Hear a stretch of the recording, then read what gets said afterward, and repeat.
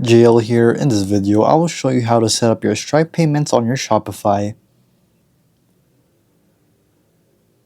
If you want a Stripe payment on your Shopify, I will show you how to do it. So here, I will show you it's just that simple. So settings first. Once you go to settings, you will have to locate your payments. From payments right here, all you have to do is go to payment provider, and of course, given that you have made your own Stripe account before you have went to Shopify, if you haven't, go ahead and make your Stripe account. If you already have an existing one, just go here, choose a provider, and search up your Stripe. So there, Stripe is not available in my country, but when it's available in your country, you'll be able to integrate this into your Shopify, and then you'll have to just use the email that you have used right here so that you'll be able to have an email address and you'll be able to use Stripe with your Shopify, and it's just that simple.